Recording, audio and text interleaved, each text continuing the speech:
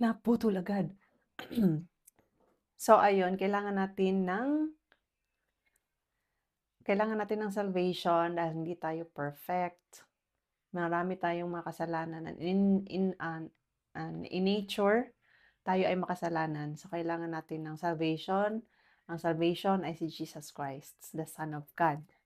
Okay, next, sa sa anong paraan ang tao ay magkakaroon ng salvation? So, meron dito, Acts 2:38, John 3:16, Acts 16:31, Ephesians 2:8-10. So, it is through Jesus Christ, by believing on Him, accepting Him, repentance, and be baptized, no, in the name of Jesus, by His grace, through faith. It is gift, not by works, through Jesus Christ. So, isang verse lang yung babasahin natin dito. Katulad ng sinabi ko sa Ephesians or sa John 3:16 na lang dahil memorize ko siya, no? For God so loved the world. Pero hindi, maganda yung Ephesians. Sa Ephesians 2:8-9, sinasabi dito, "For it is by grace you have been saved through faith, and this is not from yourselves. It is the gift of God, not by works, so that no one can boast. For we are God's workmanship, created in Christ Jesus to do good works, which God prepared in advance for us to do." So, hindi pala basihan na magaling tayo, mabait tayong tao, nagbibigay tayo sa kapwa. Hindi yun ang basihan. Hindi ang magagandang mga gawa yung basihan na tayo ay mapupunta sa langit at nagkakaroon na tayo ng salvation. But it is by receiving Jesus Christ because it is a gift na ibibigay. Kapag hindi naman natin tinatanggap yung gift, hindi naman siya mapapa sa atin. So, it is very important na we will receive Jesus Christ and all the good works will follow. Okay, kung interested kayo, gagawa ako ng mga video isa-isa na yun lang yung pamagat at i-in-depth natin kasi ito naka-outline at naka-summary na siya. So, question before we proceed, pwede bang mawala sa isang tao ang salvation niya? I-comment nyo muna sa baba bago kayo magpatuloy sa panonood, i-post nyo muna yan. Pwede bang mawala kahit na nagkaroon na tayo ng salvation? Pwede bang mawala yan sa atin? Okay, 5, 4, 3, 2, 1, 0. Marami sa mga tinuturo, yung iba sinasabi nila na kapag meron na daw naka-receive na or may salvation na, hindi na mawawala ang salvation. So, ibig sabihin, kahit na magloko ka pa, kahit nagagawa ka pa ng mga kasalanan, kahit babalik ka sa old self mo, kahit nagagawa ka ng kung ano-ano na hindi naman siya in line sa will ng Lord, ay pwede ka pa rin magkaroon ng salvation or save ka pa din. Sa Bible, kung titingnan natin, maraming mga verses dito, no, sa Philippians 2:12, Hebrews 10:38, Matthew 24:13, Hebrews 6:4-6, and Revelation 3:16, 2 Peter 2:20-22, John 15:5-6, and Romans 11:17-21. Kapag binabasa natin yan, kapag babasahin natin yan isa-isa, sinasabi diyan na pwedeng mawala yung salvation sa isang tao.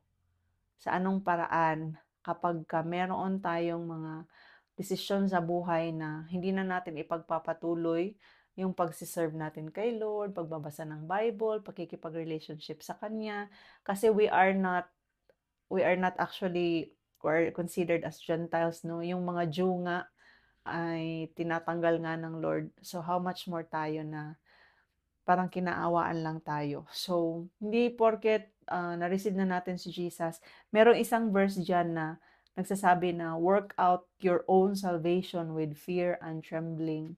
So, i-work out natin siya araw-araw, sisikapin natin na mapalapit tayo kay Lord. Kasi maraming mga temptation at maraming mga circumstances sa buhay na pwedeng mag-lead sa atin na mawala na tayo or hindi na tayo magpapatuloy sa pag-serve kay Lord.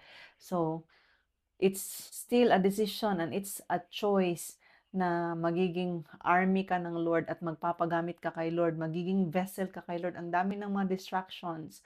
So once you receive Jesus Christ, it doesn't necessarily mean na wala ka nang gagawin. Meron at meron kang gagawin. Ang sabi sa isa sa mga verses din dito sa Matthew 24:13 na those yung nagpapatuloy lang hanggang sa huli, sila lang yung ma-save. So, napaka ano 'yan, napaka-on point napaka-on point ng Lord, ano, naka-emphasize 'yan talaga kay Lord 'no, na 'wag tayong mawala sa kanya kasi puwede tayong itapon, puwede tayong matanggal sa kanyang branch. Puwede tayong mawala sa salvation na puwedeng mawala yung salvation na binigay niya kapag hindi natin wino-workout. So, sana may natutunan tayo and again, iisa-isahin natin yung mga verses na yan, babasahin natin kasi napakaganda ng topic na ito. So, if you want more of this, gusto niyo na actually meron kami sa TikTok 'no, na mga groups na nagsta-study kami at ako din minsan nagla-live ako at shine-share ko yung word ng Lord pero hindi naman siya palagi. So, if you need, to be disciple and if you want na mapalalim yung relationship mo kay Lord, if you want to grow and if you want someone na puwede mong mapagtanungan. So, I am an ate here and, Bisaya ko, so I can speak in Tagalog, puwede akong mag-share in Tagalog, puwede din, lalong-lalo na sa Bisaya. So, I am willing to help you if you have to guide you if you have some questions and all. So, importante din naman yun 'no, na aside kay Lord meron talaga tayong mapagtanungan kumbaga. Pero if you have someone na, just go with her or go with them. Parehas lang ba sa ano na meron tayong mga, si Paul meron siyang Timothy, si Elijah, Elisha, 'di ba? So, find someone na puwede mong maging partner na mag-grow kayo kay Lord. Pero iba na yung usapan sa opposite sex. Marami tayong i-she-share lalong-lalo na tungkol sa life, tungkol sa marriage and all. So follow Fain Faith, subscribe, click subscribe para ma-notify ka sa lahat ng i-upload natin. Bye-bye. Thank you so much mga